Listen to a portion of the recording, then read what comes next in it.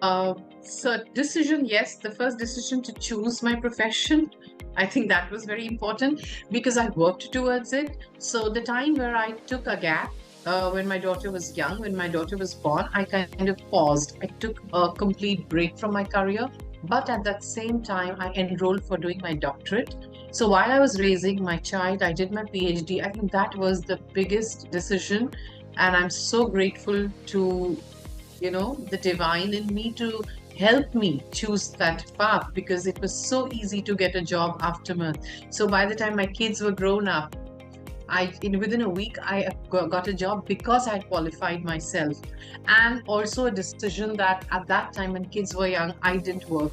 I was a lot with them. That was something.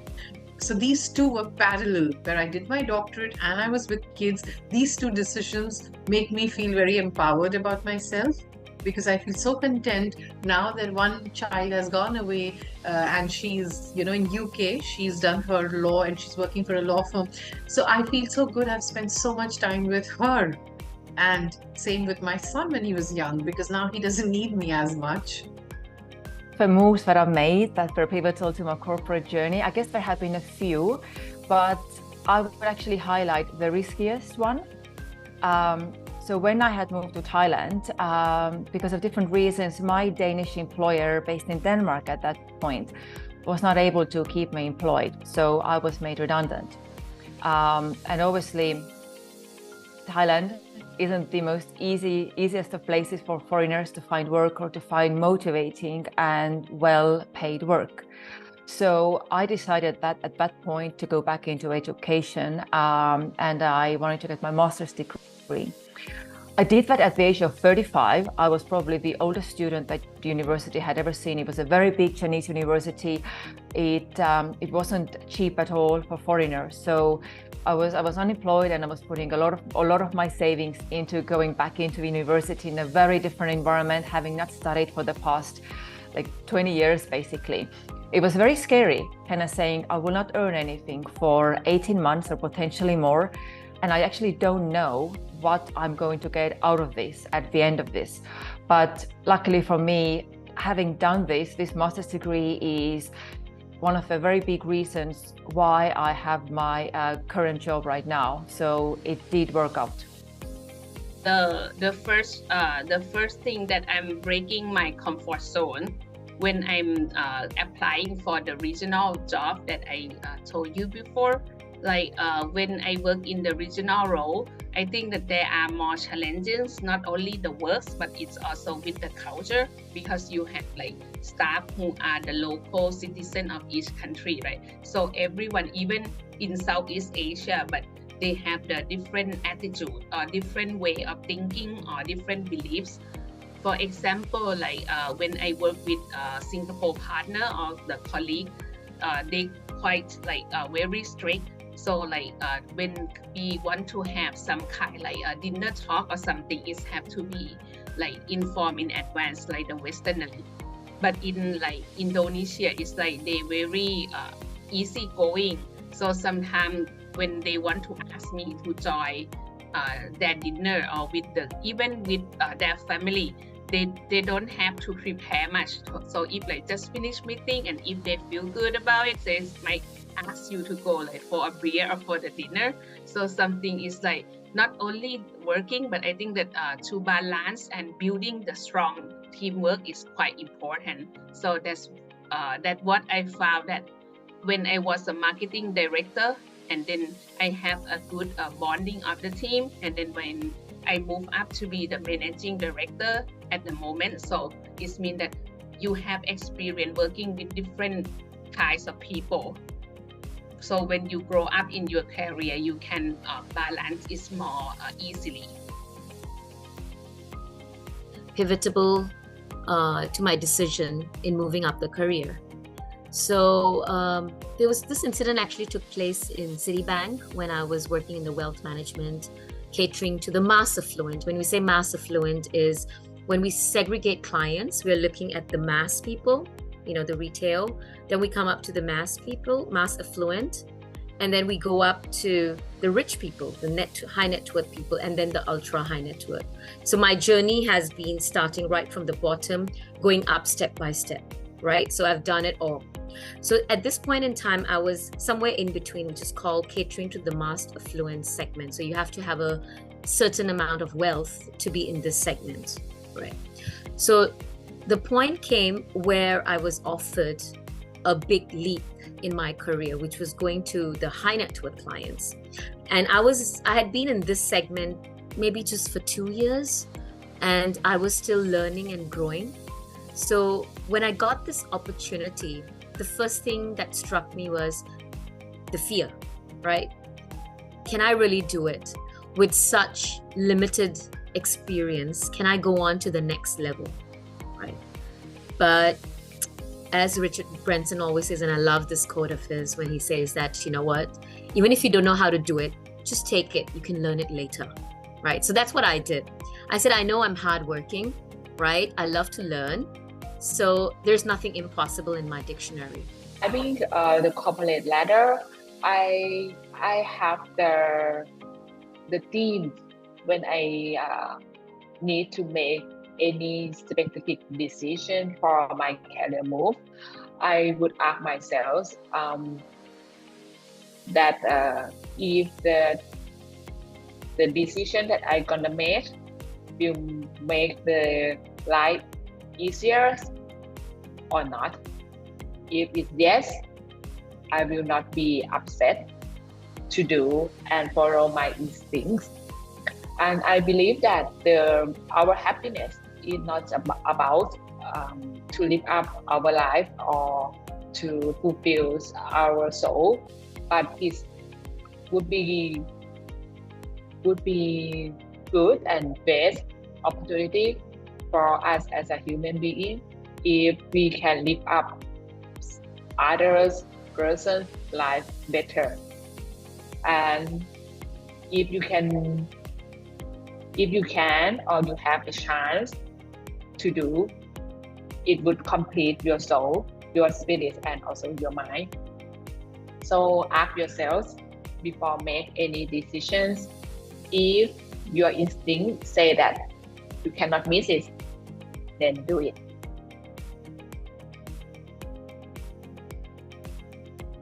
I don't, firstly, I don't actually faced politics, or even if I did, I wasn't aware of it. So I don't know, and I'm very straightforward, and I don't do politics with people, so people also don't do politics with me. I'm assuming. So I don't kind of feel, and I work in a very lovely place, and mostly lecturers, we're all busy doing our own thing to bother about any politics. There is a lot of equality, to be honest, where I work. So that has not been a problem at all when it comes to politics. Or even when I was in advertising agency or I was in India, I was very fortunate to have very nice people around me, and that I never felt any politics. I'd like to discuss corporate power and politics. For me, I think I tend towards a networked and lateral approach to politics, if you call it that. I just try to do good things for good people, and any payoff from that is just extra, but it does pay off. And I think the power of kindness and good deeds, within your means and boundaries, it will always win out in the long run, even if it kind of burns you a couple times in the process. That's okay, I don't really mind. To me, social capital is everything, and you get that by being nice. So keep your boundaries intact. Don't take anyone's crap, but be kind. Avoid speaking from a place of anger if you can, and just take a minute and don't burn bridges if you don't have to. About, for me, navigating the corporate politics and power dynamics in ASEAN. As an Estonian, I'm very, very straight and direct. We say things to your face. In Denmark, it was the same. In the UK, a bit less so, but you could still be very frank. In ASEAN or in Asia, I'm constantly biting my tongue. I'm constantly not saying things. I'm always thinking, how does this affect, or how does this affect the person that I'm saying this to? especially if I'm more senior, if I'm making them lose face? How does that also affect me in the long run? So I'm kind of keeping quiet is actually a big part of the playing there or navigating the corporate politics and not saying things. But I do need my messages to get across. So what I do is I rely a lot on my Thai colleagues. I run a lot of my messages, my emails past them. And if they are happy for me to send it out in a way that I'm sending it out, then I'll do it. Sometimes they tell me to just drop it, then I'll drop it. I trust their judgment. Sometimes I get them to actually relay my messages because they are much better at wording things in a certain way that's acceptable. So I guess, again, not saying things or being very, very aware of how you say things is a huge part of a game of politics here. A difficult question on the ethics, power dynamics, and also diversity of the people, right? I think working in a Thai company is not so complicated, but if everyone who listening to me working in the multinational companies, you will see that sometimes it's different demanding from each country. For example, you might have the regional office Asia Pacific in China or in Australia, right? One time I worked in the French company, and also we have to balance because sometimes the direction from the headquarters is maybe option A, right? But then when you go to the middle level of your Asia Pacific that you have to report to them, maybe they see something different. And even look back at your team, maybe they also have their own idea, and sometimes it's have to mix between doing what the Asia Pacific team told us, or sometimes try to follow the headquarters as well. But as long as you can accomplish your goal, I think that you can choose what is best for your market. So I think that is something that maybe the first year is quite difficult because a lot of bosses telling you, right? And then you cannot balance where to go. But then if you know very well, we can defend on representative as a representative of our market. And then years by years, you getting better, and then it's more easy.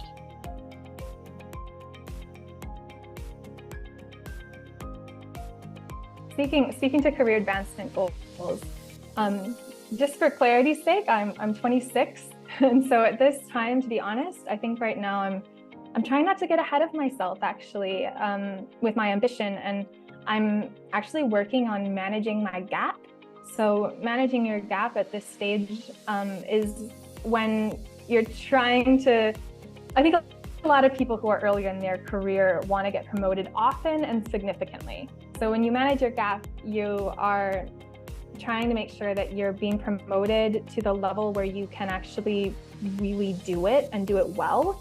And I think for me, I'd rather just start getting uncomfortable and getting that itch for change and expansion rather than launching myself into the deep end constantly. And I think also it allows me to be engaged in a few different initiatives that are very dear to me and have the time and headspace to show up there effectively. And I don't think I could do that if I was focusing all of my effort on progressing really fast in one thing. And so this strategy has helped me become very, very well-rounded, I think, and being able to pull in interesting and diverse activities from multiple perspectives into my work. Whereas if I focused all my effort on progressing in one organization, I might have progressed faster, but at a cost. And so that to me wasn't personally a good deal.